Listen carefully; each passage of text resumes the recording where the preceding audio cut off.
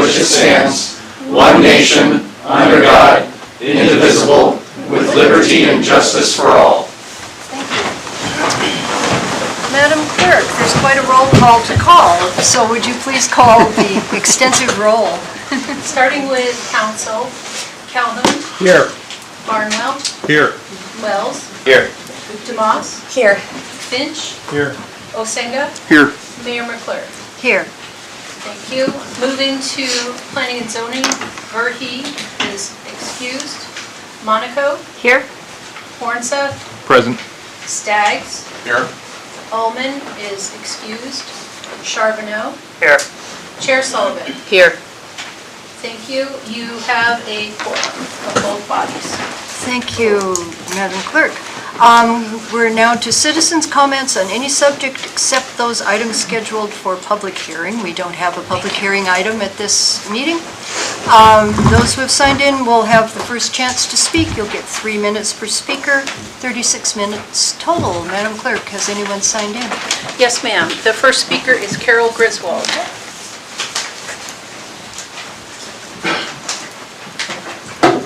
Carol Griswold, inside city limits. This is very impressive.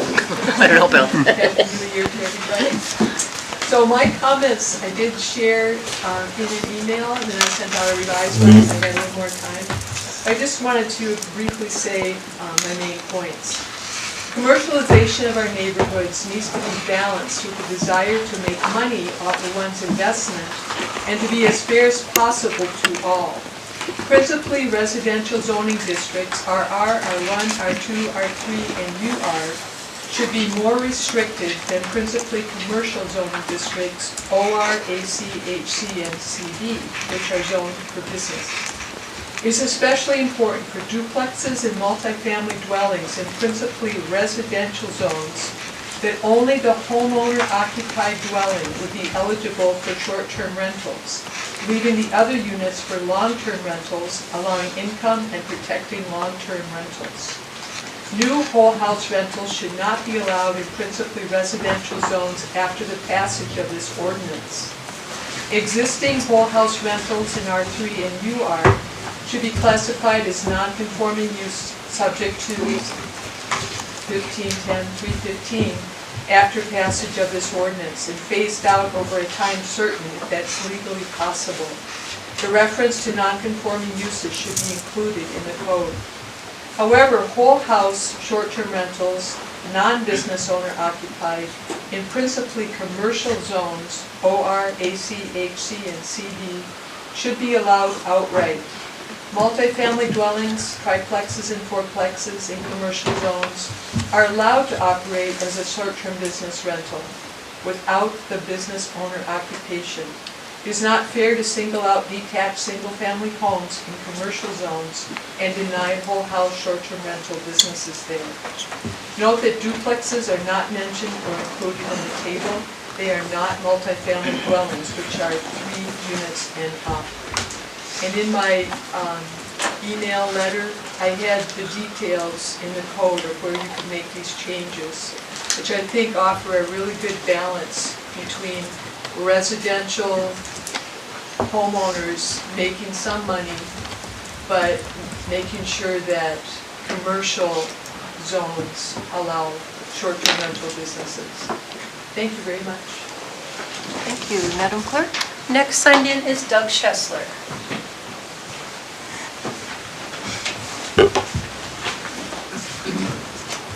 Hi, Doug Schessler, Inside City Limits. I agree with a lot of what Carol said. I had gone online the past week or so just trying to find out more and more about communities and what they're doing and how this short-term rental affects other places. And well, we are not alone. Man, across the country, it's pretty crazy how this has taken off in the past decade. There's a lot of it going on, a lot of towns trying to figure out how to do it. I printed something off. This was like Covington, Kentucky. There's so many different spots that all had the same thing, but the one thing I did find was very similar to what Carol said, was almost all of them were addressing how to deal with, they had problems in the neighborhoods. The residential neighborhoods had A lot of the whole house rental problems were going on where they were having people out late, they were having a lot of noise, and a lot of extra parking that really wasn't set up. They were trying to get through that, but they still had the same type of problems we had with other housing, other things. City of Homer did us very similar. They're in the same situation we are for the most part. They did a big study on their things also, and they listed, primarily the popularity of short-term rentals have exploded in the last decade with a rapid increase online and the app-based Airbnb and VRBO. One thing they looked at in the housing market is really tight in Homer anyway. The locals prefer different short-term rentals versus long-term, but looking at they looked at the available non-commercial rental parcels in Homer to work through those and work on those residential neighborhoods the same. And I fall into that same category, and I felt that as I looked at these, and right now as a auto commercial zoned residence, I have a lot of flexibility, and I certainly paid for that when I bought my house. And I really worry about the value of what I did buy already versus same with my neighbors and some of the others, that we have a real value that did let us do those things and let us do the long and short term and whole house in a commercial zone. That's what commercial is, and I did print out the city, the packet for today, and it gives a definition of commercial, and basically the commercial zone is there to lease or make money or however you want to do it. As an auto commercial property owner, I have real flexibility in the different things I can do. You can go right down the whole list that's in this packet. There's a lot of things I can do, and the new thing that I looked at, that's where a lot of this got triggered in the commercial. Almost half the changes that I looked at in this document that are proposed on those pages were commercial related. And I'd like to see that changed. I'd like to see the commercial eliminated and really concentrate on this residential and get it right and work our way through it. I'm really happy to see what's going on with residential. I hope to see in the next year or two as we see these developments going on, and we've got like 70 lots up there going for the Hilltop subdivision. We've got another 10 or 12 going in the right up off Doorway there in the Phoenix area. Hopefully as we get this public works going, we'll have another big group of lots right over here on 6th. So I just ask that you guys look at the commercial end of it. I just don't think you can regulate commercial the same as what we're dealing with the residential. There's a big difference there of what's going on. And the commercial zone it's commercial for a reason. It says commercial, and that's what we value on our properties, is that we have that commercial viability to do those things. So thanks, appreciate it. Thank you. Madam Clerk. Madam Mayor, last signed in is Mike Insulaco.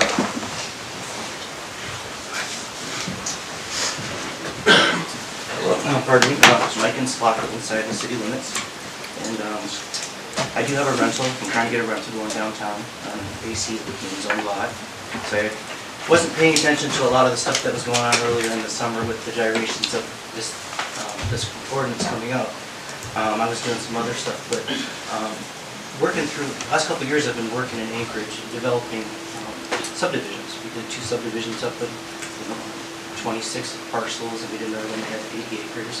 And when I started listening to this whole gyration, I thought, well, this must be really tough for everybody, because what's going on in my world with the building is that we have a hard time figuring out what the economy is going to do, what the interest rates are going to do, what the houses are going to do as far as the value and all that. And they're having the problem in Anchorage, they're having it in Wasilla, they're having it in Eagle River, they're having it in Lahaina, they're having it in Arizona. This is not unique to Seward.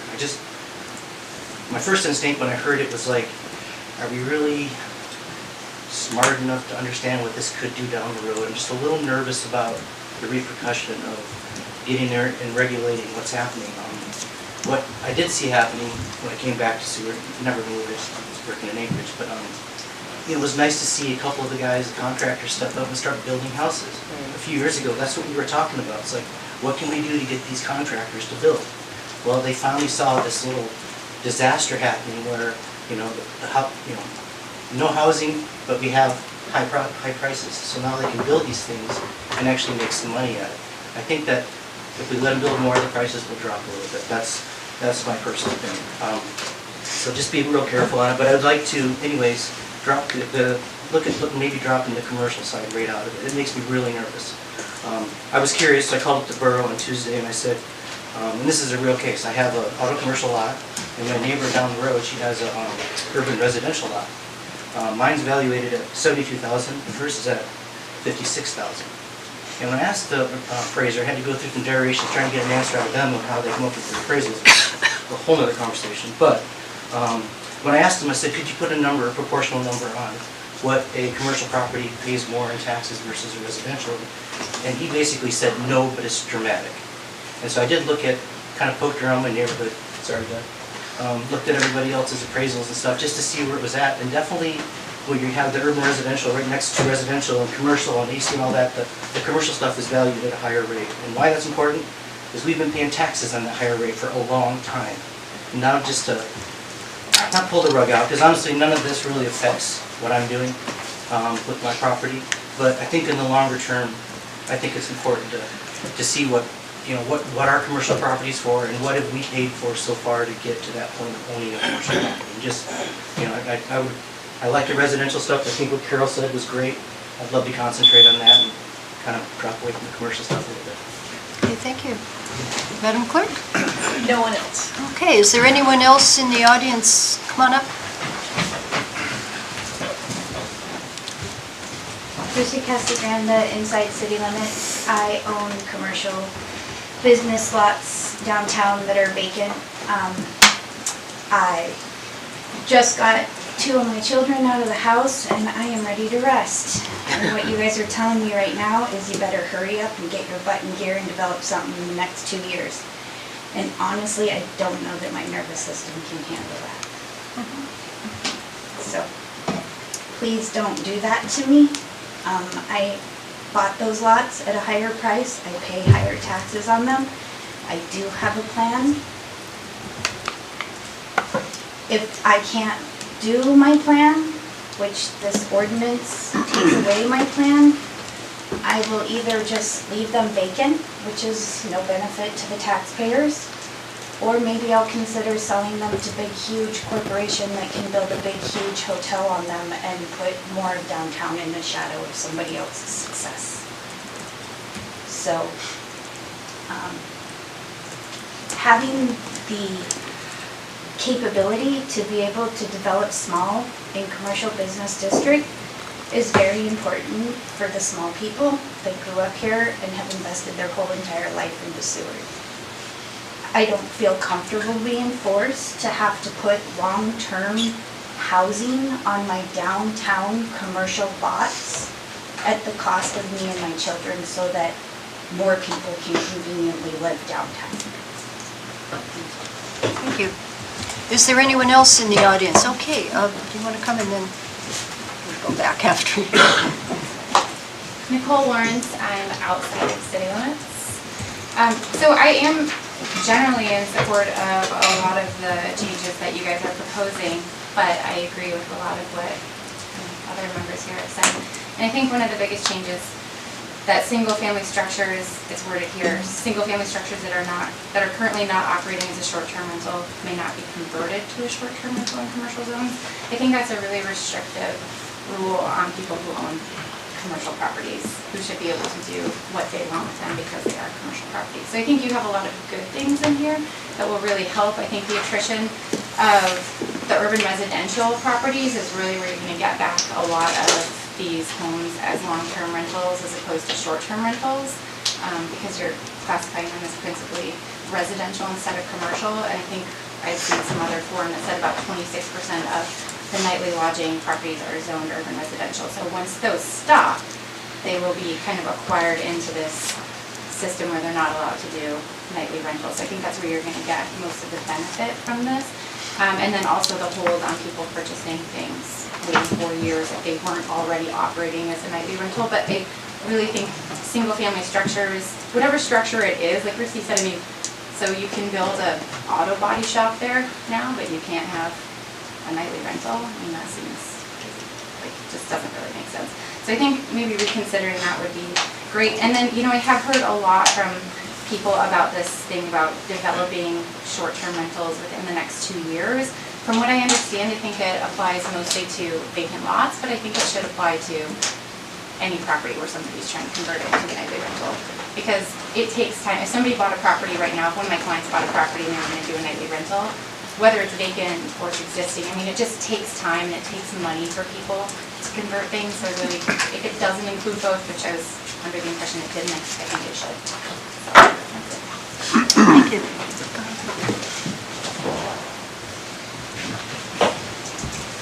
Jackie Wild, Inside City Limits. I have to say, my background, as you all know, I'm here for both reasons. You shouldn't be restricting your businesses at all. Your businesses are what bring customers and people to the town, and they spend money and you pay taxes, they pay taxes for it. But you should be restricting the short-term rentals in residential areas. The people that bought their homes in residential areas bought them for neighborhoods.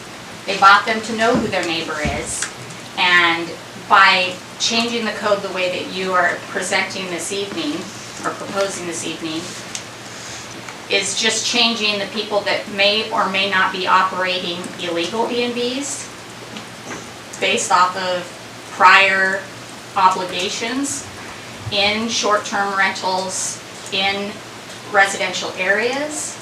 You're allowing them to become non-conforming. And when you allow them to become non-conforming, they never have to change.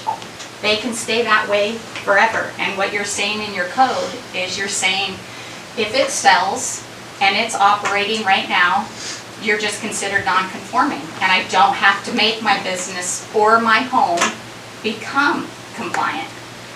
What you should be saying is how can we make you become compliant, or how can we help you become compliant? Give them a timeline. If I own a short-term rental in a residential neighborhood and I sell it, the person that buys it should be able to apply for a short-term rental and follow the procedures that make them a short-term rental, and not just go off of this is how we've always done it. You're taking away your neighborhoods. You're taking away the ability to help your housing crisis. If you continue to allow short-term rentals in your residential districts, then you are allowing people to choose the dollar over neighborhoods. And that's not why we bought our house. We bought our house for our neighborhood. I live in a cul-de-sac. I have a short-term rental in my cul-de-sac. I don't, but there is one. We've been there for 13 years. Our neighborhood drastically changed once short-term rentals started popping up around us. We don't know who our neighbors are. They come, they walk, they drive in. We have looky-loos. There's kids that can't play in the cul-de-sac. We have to put up signs for our neighbors. We don't know who these people are, and it's 7 days a week, all through the year. So restrict short-term rentals in your residential areas and lift the restrictions off your business areas. The visitors are going to, you look at the data shows that most people, when they're renting a short-term rental, look for the hub of the town. That's your downtown area. Let your businesses do the business. Still has everything that you need and everything that you want. Thank you. Is there anyone else wishing to speak at this point? Last chance. Okay. Seeing none, I'll ask for a motion and a second to approve the agenda and the consent agenda. I'll move to approve the agenda and the consent agenda. Second. Okay, it's been moved and seconded. We have nothing on the consent agenda and only one item on the agenda. Is there any discussion? Okay, Madam Clerk, we're ready to vote. Voting on the approval of tonight's agenda and consent agenda. Osenga, Yes. Calhoun, Yes. Finch, Yes. Barnwell, Yes. DeMoss, Yes. Wells, Yes. Mayor McClure, Yes. Charbonneau, Yes. Hornseth, Yes. Monaco, Yes. Staggs, Yes. Chair Sullivan. Yes. Thank you. Your agenda and consent agenda are approved, and as the mayor said, there are no consent items. Okay, so now we're down to new business, which would be going into a committee of the whole to discuss Ordinance 2022-016. I would need a motion and a second to go into the committee of the whole. I'll move to go into the committee of the whole. I'll second. It's been moved and seconded. Any discussion before we vote? Okay, Madam Clerk, we're ready once again for that massive roll. Voting on the motion to move into committee of the whole. Wells? Yes. Walsenga? Yes. Demas? Yes. Finch? Yes. Barnwell? Yes. Calhoun? Yes. Mayor McClure? Yes. Hornseth? Yes. Staggs? Yes. Monaco? Yes. Charbonneau? Yes. And Chair Sullivan? Yes. That motion is approved. You are moving into committee at 5:51. Okay, thank you, Madam Clerk. So we are now in a committee of the whole, and what I'd like to do is, first of all, ask administration to speak to whatever they want to speak to on this. Thank you, Madam Mayor. So the council postponed the ordinance to this meeting because the council had questions and wanted to hear directly from Planning and Zoning Commission regarding those questions. I was thinking that from our side, that Director Bickling could provide any additional information that may have come up since that last meeting. Okay, thank you. And then after that, just so you know, I'm going to turn it over to Chair Sullivan for comments from Planning and Zoning before council, if that's all right with council. Okay, Mr. Bickling. Yeah, just to give, I'm just going to go preview this just from when we had the introduction on November 14th, and I just kind of briefly went over like the intent and where we were going from that. And so kind of the intent of this ordinance was to obviously overall help out the housing problem, but we wanted to protect residential areas. We also wanted to kind of find ways to keep land speculators out. And look at decreasing certain types of demand that we know comes because we get those calls in our office on a pretty regular basis when the house goes up for sale. That's the number one question we get. And so, and kind of hearing from the community, we had 4 work sessions, and hearing from the community, definitely the major thing was protect our residential areas. And so that's why in this proposed ordinance, we looked at making it so that you can only do owner-occupied within residential zones, and then 2, kind of in looking at some of the other pieces in regards to commercial properties. Like I said, the number one thing that we get for land speculation is single property homes, and so the intent of doing that, even in commercial areas, was just to protect single-family homes from getting kind of taken up by that. And then the waiting period as well was for commercial residences. I mean, multifamily residences, because we've had examples of where someone will come in and buy a property that was once at long-term, take everyone out, and turn it into short-term. And so that was to kind of make it so that if you're going to invest in in a property that's a multifamily unit, we want to give a little bit of a waiting period in there so it's just not being speculated, and so that's why that 4-year piece was in there. And so that's just kind of I think I got everything covered in that. And yeah, and also too, in that we were grandfathering clause, and if anyone who's operating legally at this point, any changes that were to take place would not affect them. So that's kind of an overview there. Okay, thank you. I think I'll go ahead and turn it over to Chair Sullivan to give the perspective of planning and zoning. Okay, well, thank you, Mayor McClure. What our objective was for a lot of this was to try, as Director Bickling did say, about try to protect the residential areas, allow the commercial areas to do what they need to do and be able to continue to grow. I think given the input that we've received from folks that have come up to the dais, and to some extent after I've been reading it a little bit, I concur.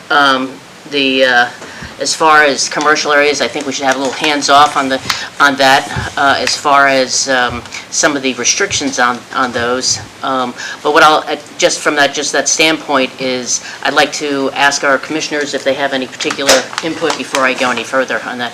Commissioner Staggs, do you have anything to offer? No? Bishop Marco? No? Yeah, spent a lot of time working on this and did multiple work sessions, and throughout those I feel that we had a lot of public in a bunch of those work sessions, and came to kind of a congruence on this particular agenda here that we're working on right now. And I understand the commercial areas, but I feel like we have an interesting spot here where some of our commercial areas are almost little neighborhoods. I mean, you have the lane up front that's out of commercial, but it's all single-family home, well, almost all single-family homes. So you have these pockets of single-family homes that technically shouldn't, based on zoning, shouldn't be in a commercial spot, but we do. So we have, these neighborhoods that are in commercial areas.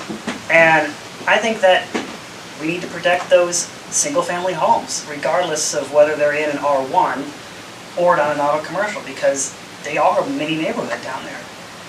So I like the way it is. I stated before we started this thing that, a straight cap is the most unbiased way to go about this, because then we don't have this issue where a few homeowners want to make more money and the rest of town or schools and police don't have a place to put people.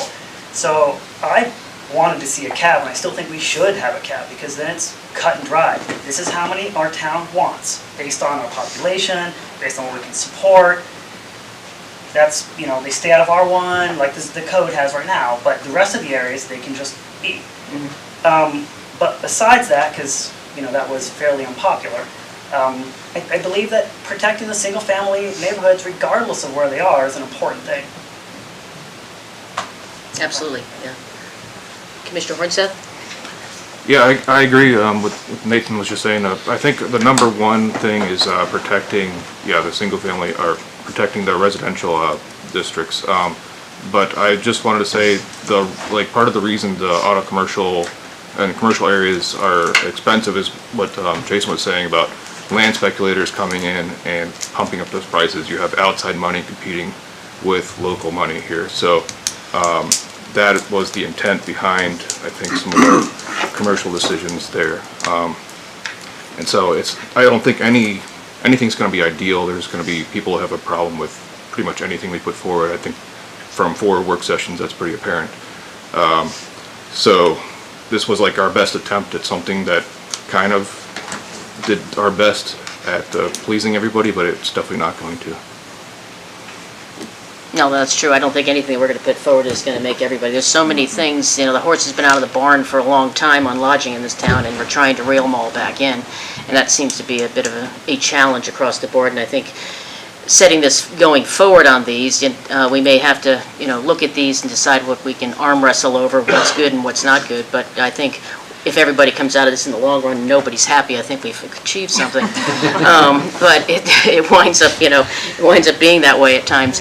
But everybody has different viewpoints, and my viewpoint on certain things, as far as especially people with 2 years of land, or 2 years, they have vacant properties and it's 2 years. That's an expensive proposition to all of a sudden throw up whatever you're going to put, whether it's your own home or a lodging industry. And I think that's potentially problematic.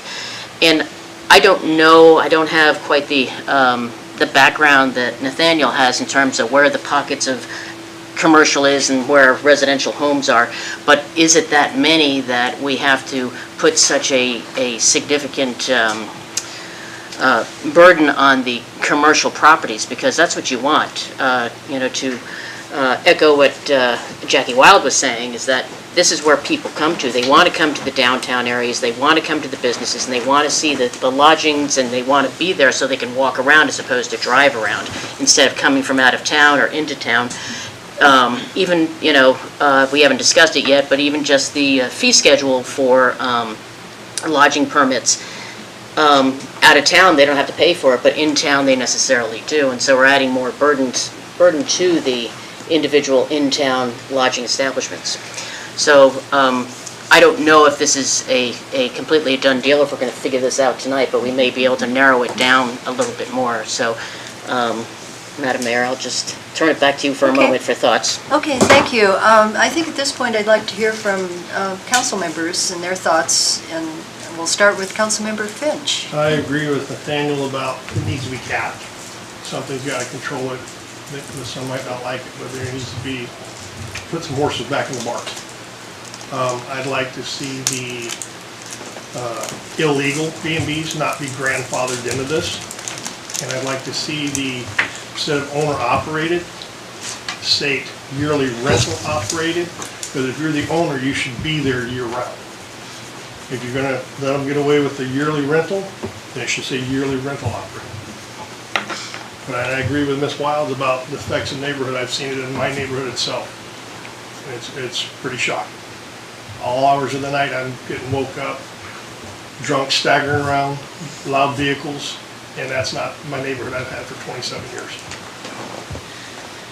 Thank you. Other council members? I need hands. Councilmember Barnwell. Yeah, maybe Nathaniel, you know the answer to this. How many homes are in the commercial district? I mean, how many homes are we talking about that might be impacted? I personally don't know how many single-family homes are in a commercial district. That'd probably be a better question for Jason. But no, there's a decent amount. But more importantly, I think it needs to be capped. You know, I think what we're dealing with here is just a second best. You know, and I don't think it's going to do what we need or what the public needs us to do. Can I just follow up on that? Yes. Maybe Jason knows the answer to that. It makes a big difference if there's only 5% of the houses are single family in the commercial zone. I would say, yeah, it doesn't impact us much. But if there are a lot of houses that might be impacted by this, then I think there's a big difference. Well, you know, it's something we could find out. But I also, you know, regardless of how many houses are there, those sections are still, I believe those single-family home sections, regardless of commercial, are still like a mini neighborhood. And if you ask all those people there, I'm sure that they value their tight neighborhood as much as I do on 2nd Street. And so, you know, I don't know if I want to say those 5% don't get to have a neighborhood, even though they technically live in a little neighborhood. But wouldn't, you could argue that the city made a mistake in their zoning, in enforcing their zoning to begin with, and we're penalizing the owners of the commercial property in this scenario. Yeah, like I said, technically we shouldn't have single-family homes in auto commercial. I mean, that's not exactly where you want your neighborhoods, but I think we're quite down the road. I mean, that has already happened. Yeah. And at some point we need to, you know, we can't just keep letting it get looser and looser. You know, at some point we just need to be like, okay, I'm sorry you're in that spot, but this is a neighborhood now. Excuse me, could I ask Mr. Bickling, do you have an answer just for Councilmember Barnwell's question of approximately? Yeah, I do. So in auto commercial, if we were to get on a map and just look at the auto commercial area, and you were to take out buildings like the Petro building or the Legion, there's approximately 55 residential structures on those lots, because some are spanned over 2 lots, some are that. So there's approximately, when I went and did, there's a little over 50. Some of those are already being used for short-term rentals, but it's hard to know. But just I can look at the map real quick, and I counted some stuff out, and then central business was about 25. If you're looking at lots 2 that have a residential structure versus something like the Lutheran Church or Res Art. Okay. So it's a substantial number then, in answer to his question. Okay. Other council members, what you got? Oh, I'm sorry. No, it's no problem. You're way over there. I know. So I have a couple questions for Nathaniel. First one is, you just quoted, sorry that you bought your house in that spot, but it's now a neighborhood. Well, couldn't you flip that around just the same and say, sorry you bought your house in a commercial neighborhood, now it's commercial? I guess it's like horse coming before the cart. Well, it's your quote, and so you're saying that if a piece of property is in a commercial neighborhood, and I want to buy your house, or this property that's for sale, and there's people living there, and what you're saying you want to try to avoid is somebody buying that house, kicking them out, kicking the residents out, and turning it into a nightly rental, correct? But you're not saying that a person can't buy that property, kick them out, and turn it into a auto body, turn it into anything else. They can turn it into any other commercial business that's zoned in that commercial zone except an Airbnb. All I'm saying, we're here to look at, should these houses be Airbnbs or not? And we've heard multiple people say that they like their neighborhoods, and I'm just saying that. In a commercial zone. In some of these areas are, in a commercial zone, are kind of a small neighborhood. And I think that some of those commercial neighborhoods value that neighborhood aesthetic and, lifestyle. So what you're saying is that, that the small amount of homes in a commercial neighborhood outweigh the current commercial zoning? I would also say, first off, that this, I think, is not the best way to go about this. I mentioned that a cap is by far the best way.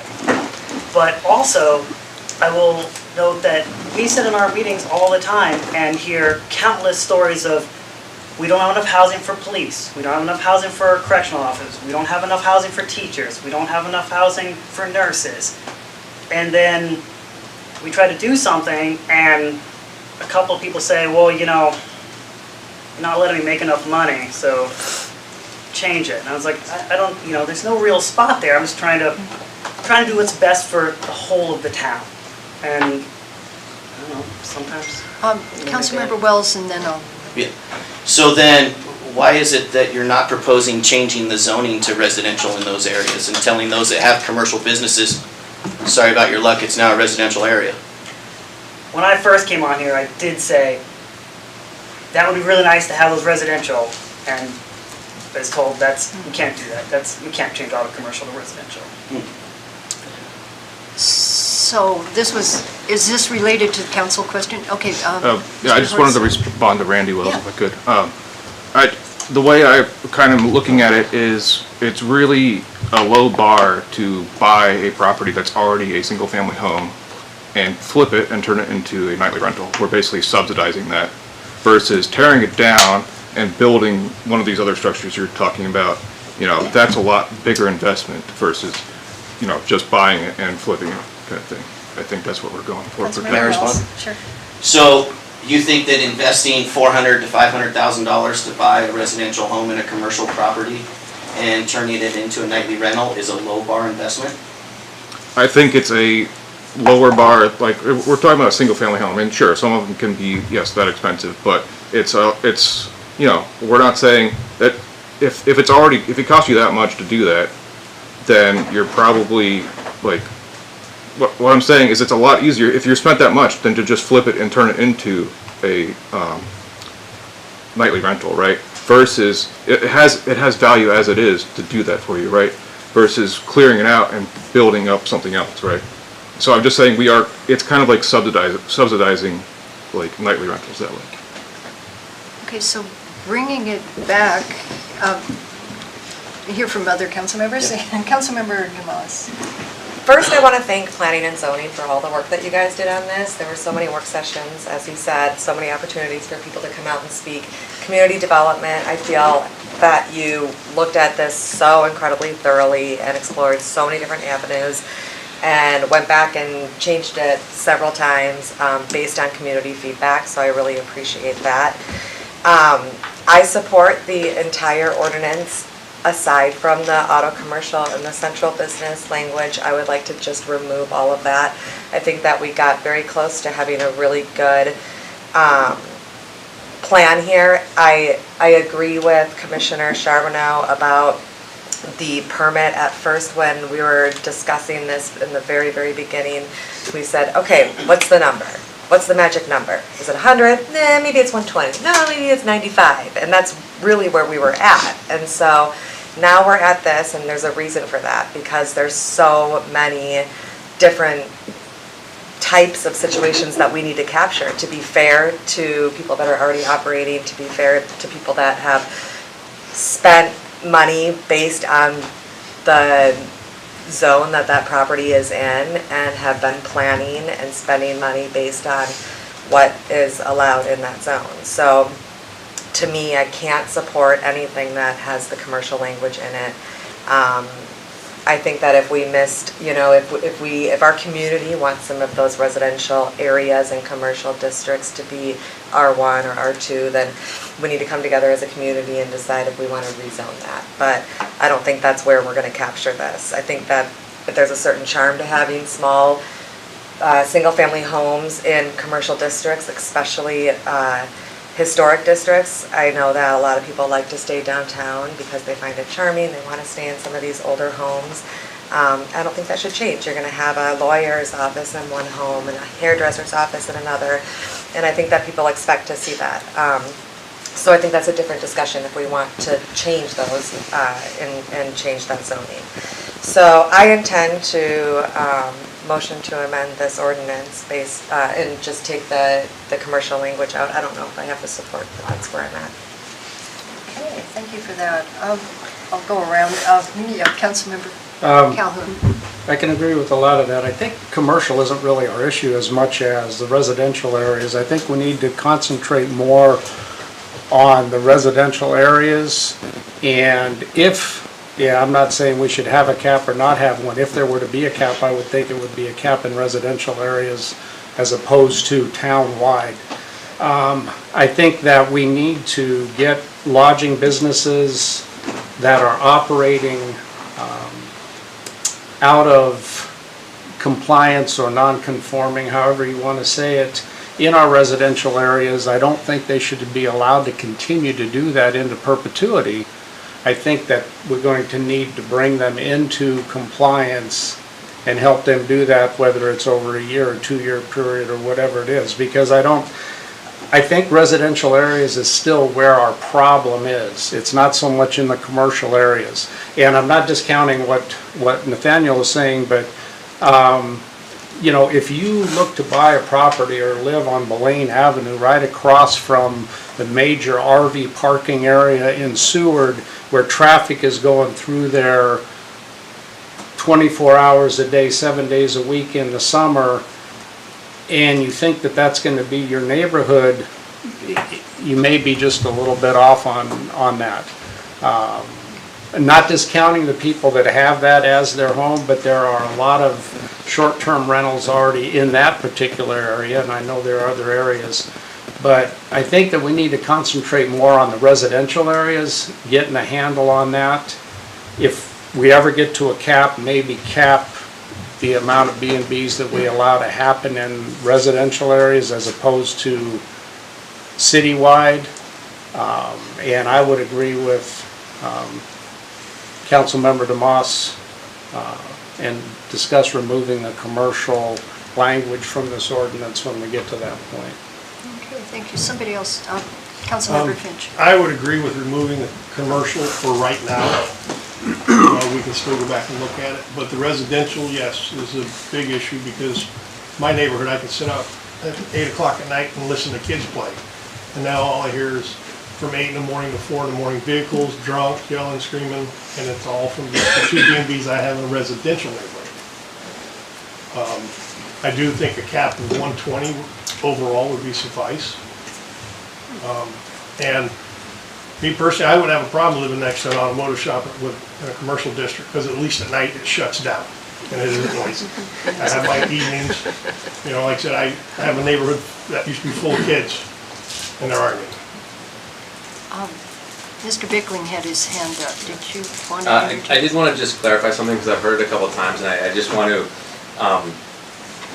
speak to it. Is that if we see through like Kamari, through word of mouth, or sometimes we just look and we find short-term rental businesses that are operating out of compliance that are either not registered with us with a business license or not using their property correctly. We reach out to them, and nothing in this, and we reach out to them, and each one, we can't talk about them, but I would say a majority of our people are using their property. There's not that many, but a majority of them are usually using their property improperly versus just not being registered with us is all. It's like they don't have their business license, that type of thing. But nothing in this says that anyone illegally operating would be grandfather claused in or anything like that. These are legally operating businesses only that would be grandfather clause, not really grandfather claused, but But if their regulations would change, they were the ones that would be granted the non-conforming use. But you have to be legally operating only. That never changes in any of this. So just wanted to, I've heard a couple of comments, I just wanted to clarify that. Councilmember Calhoun. Okay, and I appreciate that. I guess maybe just a little clarification. I can be a little dense, and so I can understand. In the summary page, the effect of this legislation is as follows. It says properties that have been historically operating as a short-term rental can continue to do so and can be sold as a short-term rental property. These properties will be considered a non-conforming use in code, and if the property ceases to be a short-term rental, they will no longer be able to continue to do so. Can you explain to me what that means? I think the term, well, I think that what that means is that, I guess the term legally, I don't know, would have to be put in there, but the properties that were operating legally, so let's say under,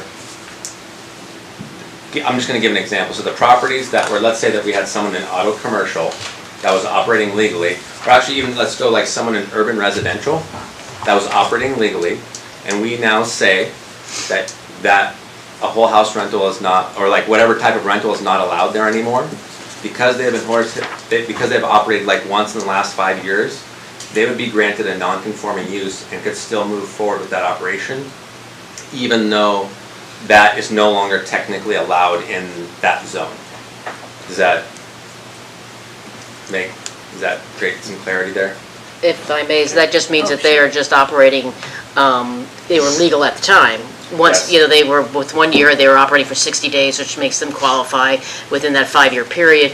And then, because the rules have changed, or the code has changed, they will be quote-unquote allowed to continue operating, or even if they sell the property. Yes. And that will be continued to go in that vein. But Yes. will they then be able to, the new owners be required to move into conformance? No, so the way that we wrote that is just treated like a non-conforming use of a structure, so that the new owners, if they sell that, they can, the ability to do that goes to the next owners, but then should the next owners choose not to operate for 60 days, or choose not to operate that, then that permit goes away at that point. Kind of like when you have a building that's got a non-conformance, you can sell it to the next person, but the person can't like enlarge it and they can't do anything to it. The minute they take it down, it's gone forever. So that's the way that we were looking at that. Councilmember Wells. Thank you, Jason. Was that the reasoning behind that, to save folks who have made an investment into a property, they were operating it legally as a nightly rental, and then the rules changed, right? But they've still invested all this money and all this time and all this effort. So we don't want to take away that investment from those people, is that correct? Correct. That was the intent behind that, is that we wanted to value people's investment in their short-term rental business. Right. So, yeah. Because otherwise we would just say, hey, sorry about your luck, you can't do it anymore, even though you spent the last 8 years building this property up to be what it is today. Correct. So I think that's great, helping protect the investments that have already been made. Yeah, and they can sell. It's got a value that they can continue to like pass on and sell at that point. Absolutely. Thank you.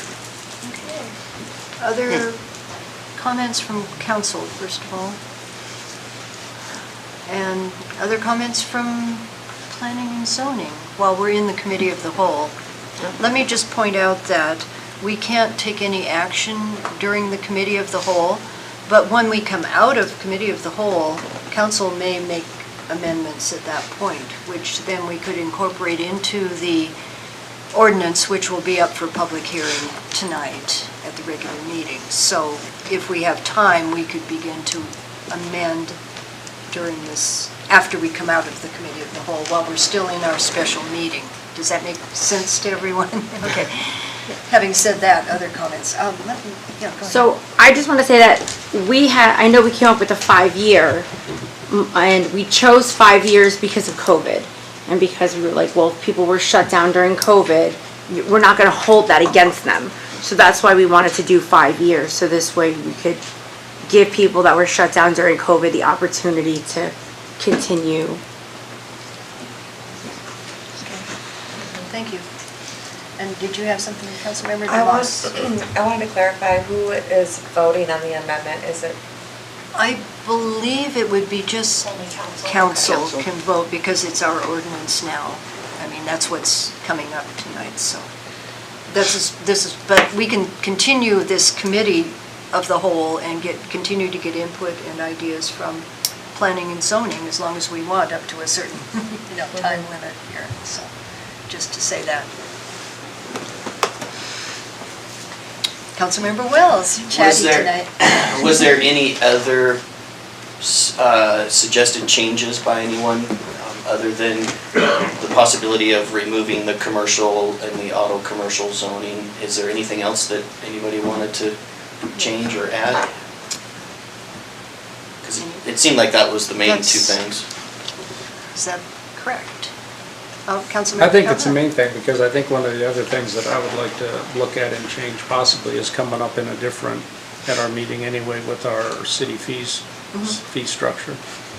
So I don't think I would be too concerned with that in this, at this point. Okay, anybody else have anything to offer during this committee of the whole? Councilmember Barnwell. I don't know if we'll get a chance to speak, this is a big group, but I just want to also reiterate, I kind of lean with Mr. Moss about, on this issue, but I really think what you guys have done is very commendable. In a perfect world, I would have a cap on these. I think these downtown neighborhoods do need to maintain some sort of integrity. But I just, if you make that kind of investment with those rules, it's hard for me to understand how we could go against that. But I look at towns like Girdwood that are going through what they're going through now. You guys have jumped on this quickly. We have a lot of development possibly coming up, and it's really great that hopefully we'll have some language that will regulate some of this building that's going to happen. So thanks for all your work. Thank you. Other comments from, go ahead, Yeah, I'd like Councilmember to see Finch. this get regulated because I know a lot of our children are moving out of Seward because they can't afford the housing. And I'd like to at least see my grandkids be able to afford housing in Seward. Thank you. Councilmember Calhoun. Yeah, sorry, I have one more question for some clarification. It also has to deal with the 2-year requirement, where it says if someone owns an undeveloped property with plans for a short-term rental, that would be non-conforming.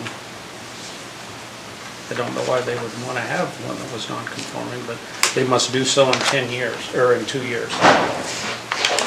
Can you just explain the thought on that for me? Mr. Bickley?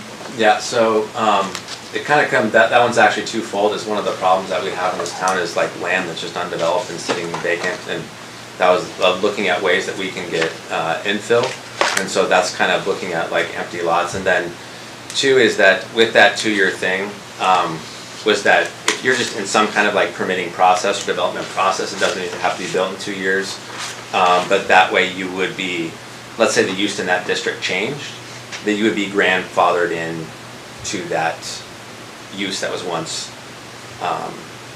allowed before. So it just basically gave people, if they had the intent and they bought this property and they're like, I want to do short-term rentals there, it just gave them a longer window to be able to stay within that older regulation, is that was the intent behind it. Did that answer your question? I think so. Councilmember Finch. So you're saying somebody has land and they want to take the 5 years to pay that off and then turn around and take that money to invest in, all they have to do during those 5 years is get a building permit? Yeah, that was kind of the intent, is because we wanted to give people like. I'm wanting that clarity. Yeah. Because if I buy land, I want to pay my land off before I take that money and throw it back into the building. But if I buy land and it says I got 2 years, I want to be able to say I can pay my land off and then I can build me a 2-bedroom apartment to rent out. All I gotta do is get a building permit. That just says in the development process, and so it's not saying you need to have it built, it just means like, come show us plans, come show us. Okay. That was kind of the intent, is to give you like a runway to get there, given the change of regulation. Get some more wording in of details like that in that. Just help. Councilmember Calhoun. But the clarification on that, you're talking about because it says in here that would be non-conforming. You're talking about somebody that has bought property in the commercial zone, right? And with their plan is at some point to develop a short-term rental business on that property. And then the code changes, and that's no longer a commercial zone. And so the plan that they had no longer, that's what would make it non-conforming, correct? Yeah. If, we're not talking about people that own property and they want to do something and they wait 7 years to do it because they can still do it in that zone. It doesn't make them non-conforming to do what they want to do. This only applies, the 2-year thing, to a zone that would make what they wanted to do non-conforming, and they owned it before that zoning changed. Correct. Correct. So maybe the best fit would be urban residential, and that changed, and in this case, if you're going to look at removing the commercial piece. Thank you. Okay. Good question, too. Anyone else have anything to offer? Because what we'll do is move out of the committee of the whole when we're all done speaking. So I'm looking around, looking again. Okay, so we'll move out of the committee of the whole. I'm going to gavel because I never get a chance to gavel much anyway. I'm still excited about that. So we are now miraculously back into the special city council joint meeting with Planning and Zoning Commission. And we're back to that. And at this point, if council members wanted to present amendments to the original ordinance 2022-016, they could, and we could discuss and vote. We have time, it's only 6:26, so. If Councilmember DeMoss. I would like to move to amend ordinance 2022-016 to exclude all language referring to central business and auto commercial within the ordinance. Is there a second? I'll second. Okay, it's been moved and seconded. Discussion from council on that, or I guess council. I'm unclear now. Madam Clerk, may I ask a question of you? We are back to the special meeting. Can planning and zoning members weigh in on this discussion? No, this item of business Okay. belongs to council. I didn't want to be the bad guy here, okay? So, Make Brenda that. You're welcome. Make Brenda be the bad guy. Councilmember Finch. Yes, can I add to Ms. Moss's point of removing the commercial, but if you're in a residential and try to switch to commercial, that doesn't happen. Well, I would like to add into it that if somebody's in a residential area, because now we're removing commercial. We and might. If we're going to remove the commercial and somebody's in a residential spot, that they're most likely going to try, well, let me get my land put on their commercial status. Councilmember DeMoss. Correct me if I'm wrong, administration, but I don't think that that would be something that we would have to be worried about. That would they would have to go and try to rezone their lot just for commercial, which would be spot zoning, and it's illegal, and it would be very difficult. But that's a good question. So I feel comfortable with it that way and protecting them that way. Okay. Other discussion. Technically, with the way the amendment's worded, read the amendment again. I'm just concerned about, I mean, these are referenced all through here, but we're just removing the references to single family. Taking all short-term language rental. for central business and auto commercial out. And what I say, I guess, to our clerk or administration in reference to, no, it would be the entire ordinance, wouldn't it? Right, so yeah. So the motion would be amend ordinance 2022-016 to exclude all central business and auto commercial language.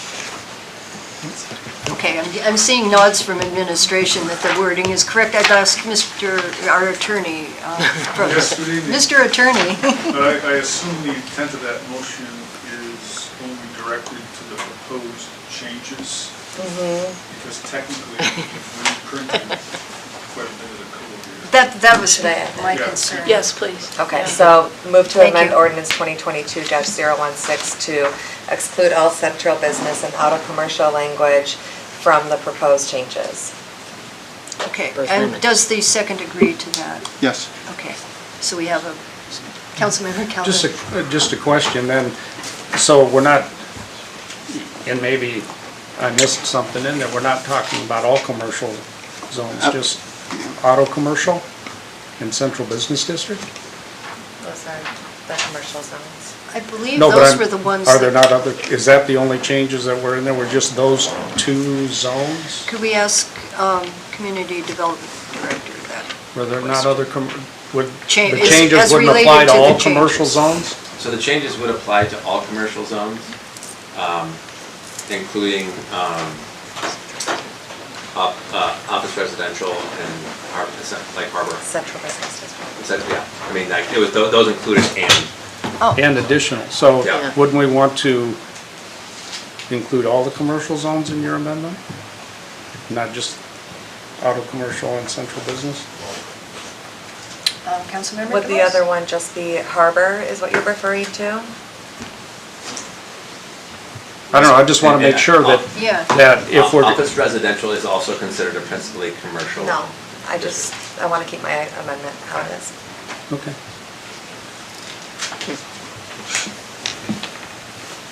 Okay. Other discussion, Mr. Wells? Yeah, so the auto commercial, it would be removed, right? Yes. Yes, right. But then in regular commercial zones, if somebody, they're not already allowed to build an apartment complex in a strictly commercial zone, is that correct? Or a rental in a strictly commercial zone? When you say strictly commercial, like. Well, because I want to make sure that we're not, like Yeah. Councilmember Calhoun is saying, if we say just auto commercial and business central district, then we're still saying that there's no Airbnb nightly rentals allowed in other commercial zones. Is that what you're asking?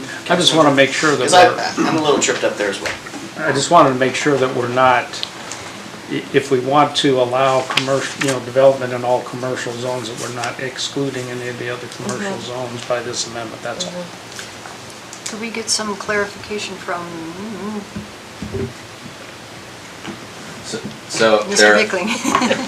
so there are two other commercial zones. There's Harbor Central.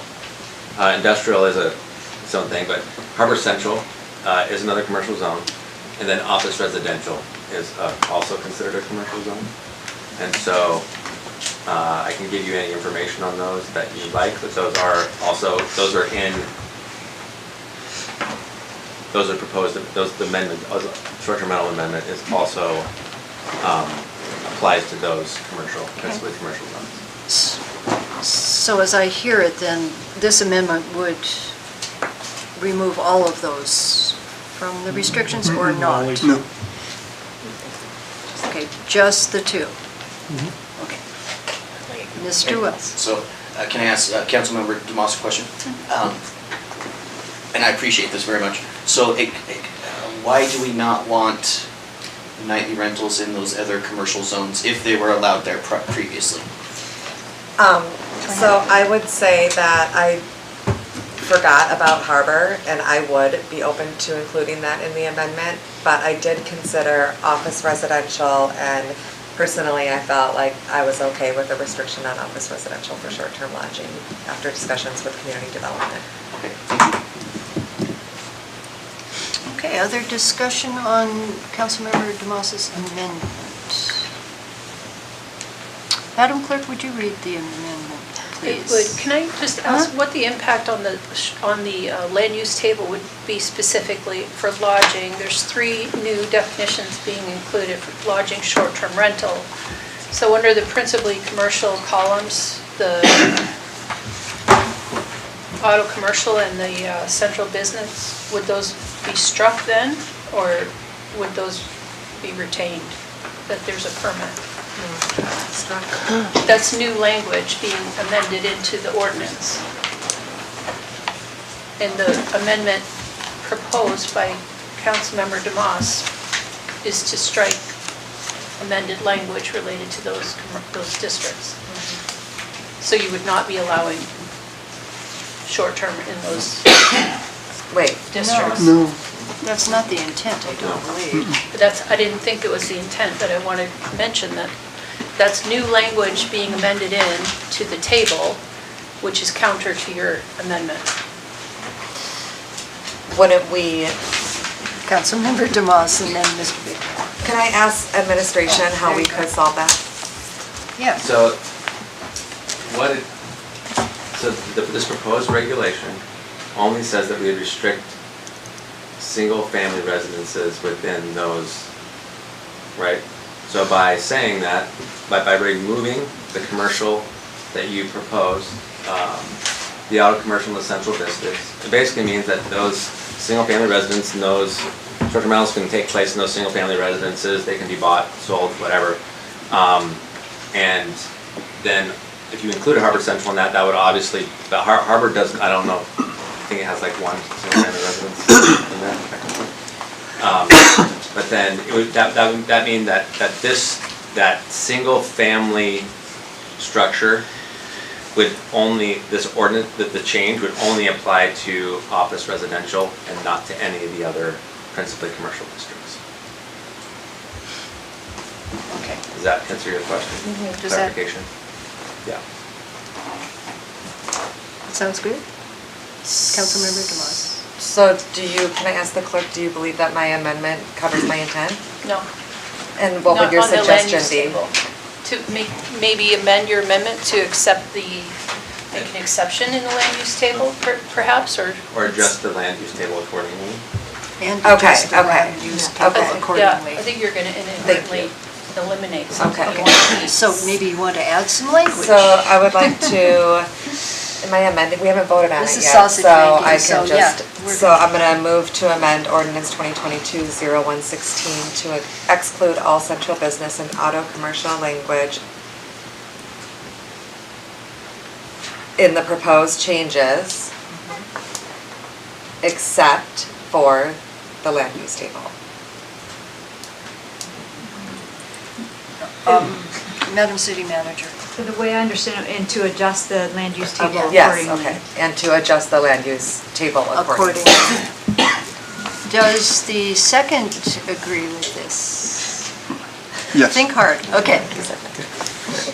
So we have a new amendment, and I'd like to hear it read, please, To before. exclude all language related to auto commercial and central business from the entire ordinance and to adjust the land use table accordingly. I don't think that's, Not the entire ordinance, only the amendments, the proposed amendments. the changes. Yeah, as per the attorney. Related to the proposed amendments. Yes, thank you. Clear as mud? Councilmember West. Councilmember DeMoss, did you need to mention the harbor on the third round? Right, so, If I, We could just keep this. because it's just checking. can I reply? I guess if there's interest in, retracting the amendment and I guess doing the amendment with including the harbor, I will. If that's Or we could be done my separately. second. Oh, okay. What's your preference? Let's just include it in one amendment. I would like to retract my amendment and re-amend. Okay.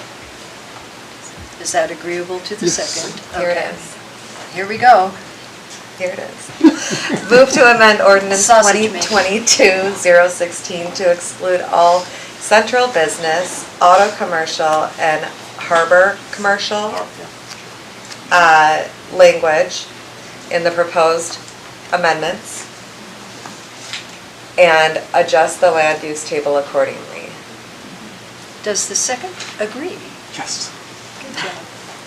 Okay. We now have a new amendment. Discussion. Are we ready to vote on the amendment? Madam Clerk, I'd like you to read it one more time, please. Amending ordinance 2022-016 to exclude all language in the auto commercial, harbor commercial, and central business related to the proposed amendments,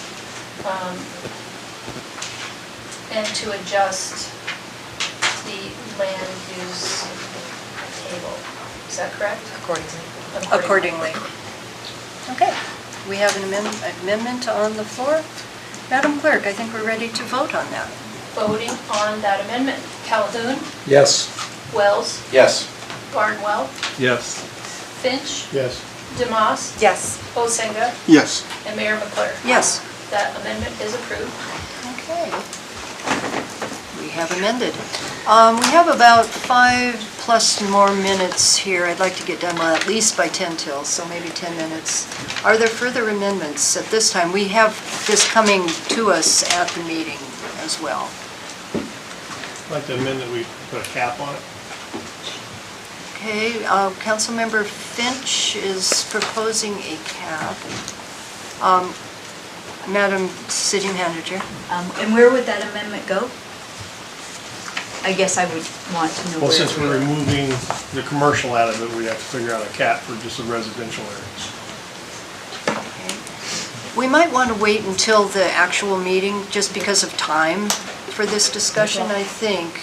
How does the rest of the council feel? Because we don't, you know, or we can address the amendment now. Want to go for it? No one cares. I would prefer to wait on this, at this point, until the regular meeting, just because we do need a break, and there was, we can just start over with that amendment if that's... There wasn't a second yet, but I really didn't give time for a second either, so... Because we do need to kind of reset, so if you don't mind, but we'll have time then. Okay. So I retract my suggestion that we make further amendments just because of the time involved, if that is all right, unless anybody's screaming at me about it. Okay. I would say then, at this point, we've concluded what we can do with this for the moment, and we'll move on to citizens' comments. This is the, you remember, we are in a regular meeting format now, so are there citizens that wish to comment at this point? I think we've shocked them. Yes, citizen, you may come up. Oh, you haven't shocked me yet. So I have a couple of things. You state your name and just Jackie for the Wild, record. City Limits. So in your packet tonight for the meeting, it specifically states that in summary, the effective legislation is as follows. And Mr. Calhoun did read multiple of these into and questioned them. My question is, I'm going to be devil's advocate for a moment. You want me to show you how I can circumvent your code in less than 5 minutes? At 4 minutes and 37 seconds. I'm an owner of a B&B. I sell the B&B. Great, right? R1. But I sell it. I've been operating it for 8 years without the proper certifications. And they've been passed. I want to know, number one, how are you going to enforce that I'm following the rules? Do you have an implementation of that process, how that works? Or is community development going to go into these buildings and be like, hey, we understand you're operating illegally? And when I say operating illegally, it's down to square footage. And how, am I the owner? Right now I am, but I sell it, and that owner says, I can run a B&B. I can turn in an application, and I can put that I'm the owner of the property. How are you going to prove that I'm not? How are you going to prove that I'm owner occupied? You're not. And everything that you stated in your packet is not enforceable in your code. You didn't put it in your code. So when you say it's policy, I'm going to say, show me where it's at in the code that I can't do this. less than 4 minutes. I can still approve and pull codes on your things. The whole reason of you doing your ordinances is to protect everyone. You do code for all, not a few. You make it so that it can't be circumvented. You make it so that it can be fixed and followed. You make it so that you have teeth to be able to say, nope, we understand that you're not living there. Prove to us that you're there. Prove to us that it's not your name on this application and you're actually in another country. You don't have any of that in this code. So you guys pass it tonight, and I can circumvent it tomorrow. And I can say, well, I had an idea. I had a plan. You don't sunset anything. You don't make any requirements. You don't give any timelines. If you want to have businesses, your businesses want to operate legally. And people that are operating illegally, your job is to show them, hey, we understand you're not operating legally, but let us show you how. Maybe it takes 24 months. Maybe it takes more than that. Maybe it takes 5 years. But in 5 years' time, when this whole commission changes, this whole council changes, who's going to be enforcing it? Your code has to enforce it. You don't have anything in here to do that. And this stating that if I sell it, okay, great, I'm going to sell it tomorrow.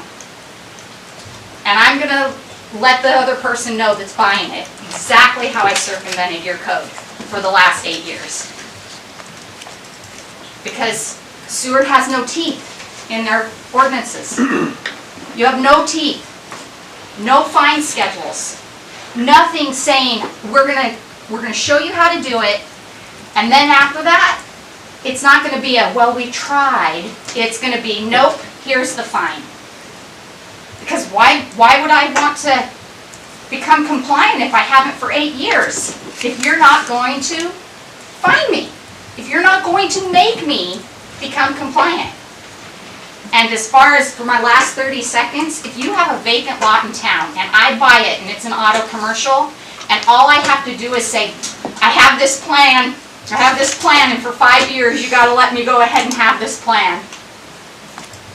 If you change the zoning of that auto commercial area and you grandfather me, which grandfather is not in code, I'm just going to say that because you all heard me say it multiple times, you're spot zoning.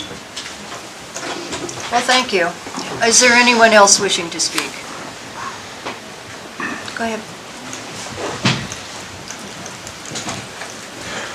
Bruce and Casa Grande inside City Limits, I'll be quick so you guys can hopefully get a break. Thank you for hearing and seeing me tonight. I appreciate it. If you do consider doing caps, my 2 cents would be maybe consider doing caps by zone. And when you do caps by zone, please consider that when you're in a commercial business district, if you have a B&B or an Airbnb or a nightly rental, it's really no different than a hotel. So will you please include the hotels in that cap and then see what kind of feedback you get when you tell hotel yours that they're going to have a cap too. Thank you. Thank you. Anyone else?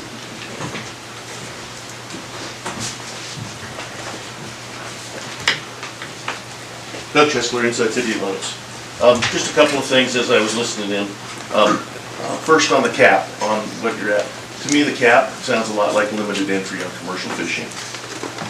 What happens when you have a commercial fishing permit? Basically what you're doing. Now you're giving a value to a cap resident who may or may not even be complying now. When we say they're legally complying, I think that means they have a business license. You have your single-family residential areas, and you're the ones that are operating in those right now that we're going to grandfather in. I mean, yeah, they've got their permit, or they've got their license, but right in code right now, it restricts them from doing whole house rentals. I think they're able to do nightly rentals for rooms, which doesn't change.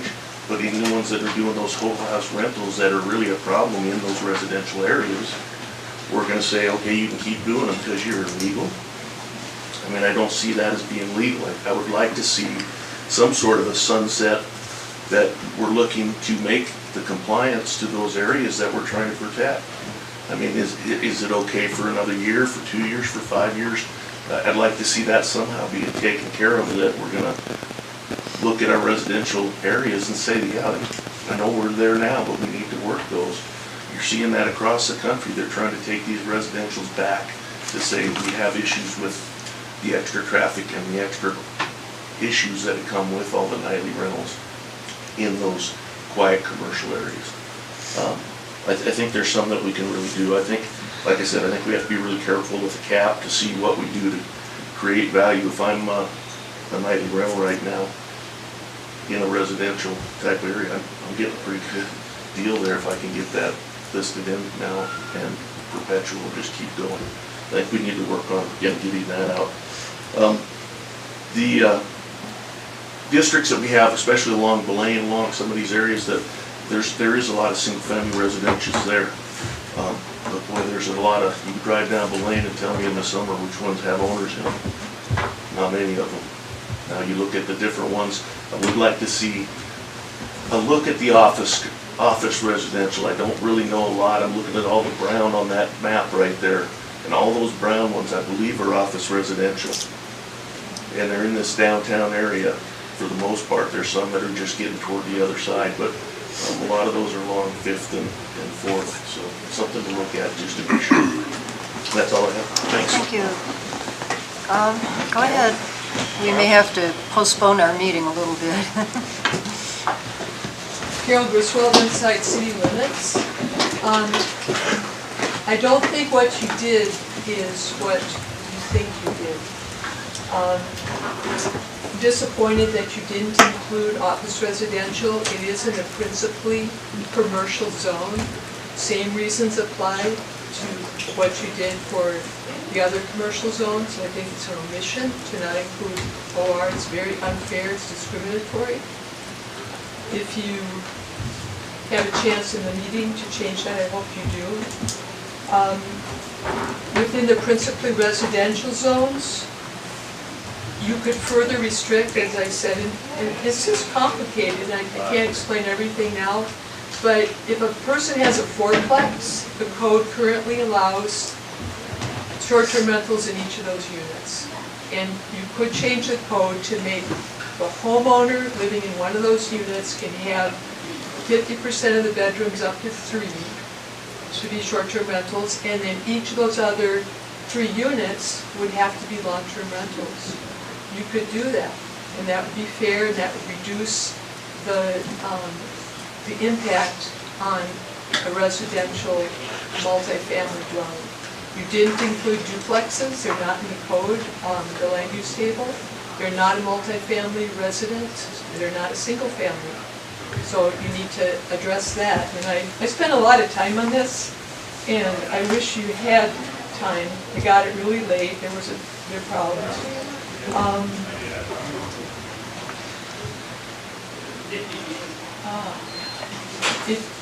I just wish you had time to read what I wrote.